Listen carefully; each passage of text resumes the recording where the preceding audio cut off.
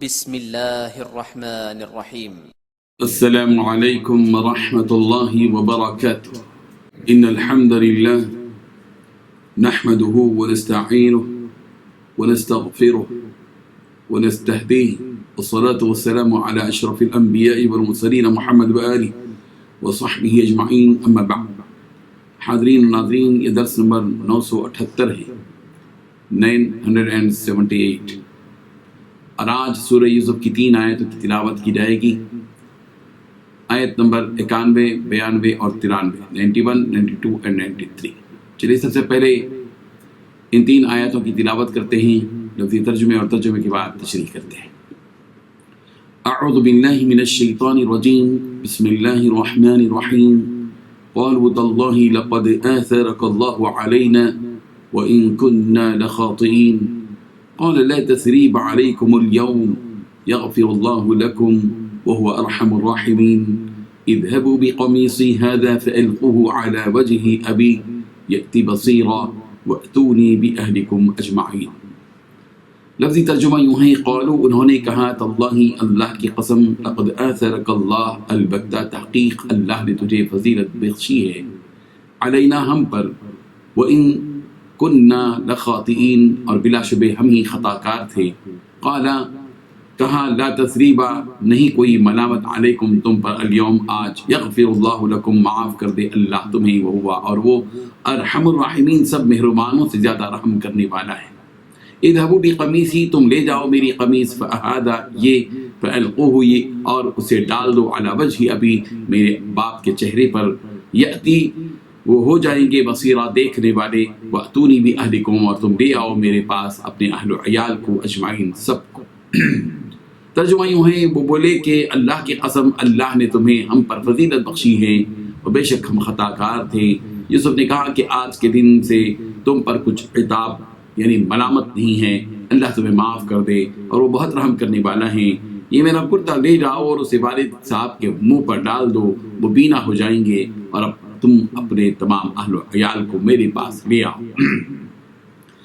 ان 3 آیتوں میں 9 باتیں بتائی گئی ہیں۔ پہلی بات، بھائیوں نے کہا اللہ کی قسم اللہ نے تم کو ہم پر ترجیح دی ہے۔ دوسری بات، اور ہم یقیناً خطا کار تھے۔ تیسری بات، حضرت یوسف علیہ السلام نے کہا آج تم پر کوئی ملامت نہیں ہوگی۔ چوتھی بات، اللہ تمہیں معاف کرے۔ پانچویں بات، وہ سارے رحم کرنے والوں سے بڑھ کر رحم کرنے والا ہیں۔ چھٹویں بات، میرا یہ قمیص لے جاؤ۔ ساتویں بات، اس قمیص کو میرے والد کے چہرے پر ڈال دو۔ آٹھویں بات، اس سے میرے ابا جان کی بینائی واپس آ جائے گی۔ نویں بات، اور اپنے سارے گھر والوں کو میرے پاس لے آؤ۔ بزرگان محترم، جب حضرت یوسف علیہ السلام نے اپنے بھائیوں سے یہ کہا کہ اللہ تبارک و تعالیٰ نے ہم پر بڑا احسان کیا ہے، تو بھائیوں کو اپنے جرم کا احساس ہوا۔ مصر کے اس تیسرے دورے میں ان بھائیوں کو اس حقیقت کا علم ہوا کہ جن سے ہم غلہ لے جاتے رہے اور اپنی ضرورتیں پوری کرتے رہے، اور جس نے ہم کو بغیر پنجے کے سال بھر کا غلہ ادا کرتا رہا، وہ وہی یوسف ہے جو ان کا بھائی ہے، جس بھائی کو انہوں نے جہالت اور نادانی سے سوکھے اور اندھیرے کنویں میں ڈال دیا تھا۔ ان بھائیوں کی آنکھیں ندامت اور شرمندگی سے جھک گئیں، اور ان کے لیے اس کے سوا اور کوئی چارہ نہ تھا کہ وہ اپنے جرم کا اعتراف کرتے۔ ان بھائیوں نے حضرت یوسف علیہ السلام سے کہا کہ تاللہ لقد آثرک اللہ علینا، اللہ کی قسم اللہ نے آپ کو ہم پر ترجیح دی ہے اور آپ کو ہم پر فضیلت، بزرگی اور برتری بخشی ہے۔ اللہ تبارک و تعالیٰ نے آپ کو علم بھی دیا، حلم بھی دیا، اعلی اخلاق بھی عطا کیے، حکومت بھی اور بادشاہت بھی عطا کی، اور پھر اللہ تبارک و تعالیٰ نے آپ کو نبوت سے بھی بخشا۔ اور یہ بھی ایک حقیقت ہے کہ وَإِن كُنَّا لَخَاطِئِينَ، بلا شبہ ہم ہی خطا کار ہیں۔ سارے بھائیوں نے اس بات کا اعتراف کیا، گویا وہ سارے بھائی اپنے جرم کا اعتراف کر رہے تھے۔ ان بھائیوں کا یہ اعتراف معافی کے درجے میں تھا، اس لیے حضرت یوسف علیہ السلام نے انہیں معاف کر دیا۔ نہ صرف معاف کر دیا بلکہ ان کے لیے اللہ تبارک و تعالیٰ سے بھی مغفرت کی دعا کر دی، اور یوں فرمایا کہ لا تثریب علیکم اليوم، آج تم پر کوئی ملامت نہیں ہے، یغفر اللہ لکم، اللہ تمہیں معاف فرما دے، وہ ارحم الراحمین، اور وہ سب رحم کرنے والوں سے بڑھ کر رحم کرنے والا ہے۔ یا اس حقیقت کو بھی آپ محسوس کریں کہ آدمی کے بڑے ہونے کی یہ بھی ایک بڑی علامت ہوتی ہے کہ وہ بڑے سے بڑے مجرم کو بھی معاف کر دیتا ہے۔ حضرت یوسف علیہ السلام کے سامنے جو بھائی کھڑے ہوئے تھے وہ ایک معنی میں ان کے قاتل تھے، جنہوں نے بڑی بے دردی کے ساتھ ان کو سوکھے اور اندھیرے کنویں میں ڈال دیا تھا۔ حضرت یوسف علیہ السلام چاہتے تو ان کو ٹھکانے لگا سکتے تھے، ان کو جیل بھیج سکتے تھے، ان پر لعنت ملامت کر سکتے تھے، بدلے میں ان سب کو بھی کسی سوکھے کنویں میں ڈال سکتے تھے، اس لیے کہ وہ ایسے منصب پر فائز تھے کہ ان کو سارے اختیارات تھے۔ مگر حضرت یوسف علیہ السلام نے ان سے صاف کہہ دیا کہ لا تثریب علیکم اليوم، آج کے دن تم پر کوئی گرفت نہیں، کوئی ملامت نہیں، میں بھی معاف کرتا ہوں، اللہ تبارک و تعالیٰ سے دعا بھی کرتا ہوں کہ اللہ تعالیٰ تمہاری مغفرت فرمائے۔ حضرت یوسف علیہ السلام کے اس واقعے کا ذکر جب بھی ہوتا ہے رسول رحمت صلی اللہ علیہ وسلم کی مبارک زندگی کا وہ لمحہ بھی یاد آتا ہے جب مکہ مکرمہ فتح ہو جاتا ہے۔ رسول رحمت صلی اللہ علیہ وسلم کعبۃ اللہ کی چوکھٹ کے درمیان کھڑے ہو کر مکے والوں سے یہ پوچھتے ہیں کہ تم کیا کہتے ہو اور تمہارا میرے بارے میں کیا خیال ہے؟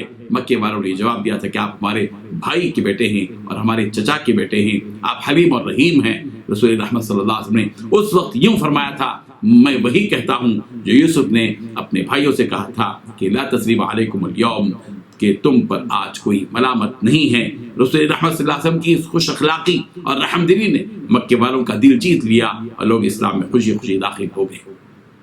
حضرت یوسف علیہ السلام نے اپنے بھائیوں کو معاف کر دیا، ان کے لیے اللہ تبارک و تعالیٰ سے مغفرت کی دعا کی، اور پھر اپنے بھائیوں سے یہ کہا کہ اذهبوا بقمیصی ھذا فألقوه علی وجہ ابی یأتی بصیرا، اے میرے بھائیوں میرا یہ کرتا لے کر جاؤ اور اس کرتے کو میرے ابا جان کے چہرے پر ڈال دو، تم دیکھو گے کہ اس کرتے کو ابا جان کے چہرے پر ڈالتے ہی میرے ابا جان کی بینائی یعنی ان کی آنکھوں کی بینائی لوٹ کر آ جائے گی، وہ بینا ہو جائیں گی، وہ دیکھنے لگے گی۔ وَأْتُونِي بِأَهْلِكُمْ أَجْمَعِينَ، حضرت یوسف علیہ السلام نے اپنے بھائیوں سے یہ بھی کہا کہ تم سب جو ہے تم سب مل کر میرے پاس دوبارہ واپس آ جانا، یعنی جب میرے ابا جان کی بینائی لوٹ کر آ جائے تو تم سب بھائی اور سارے خاندان کے لوگ کنعان سے مصر میرے پاس آ جانا۔ اس کے بعد کیا ہوتا ہے اس کو انشاءاللہ ہم اگلے درس میں بیان کرتے ہیں۔ وآخر دعوانا ان الحمد للہ رب العالمین۔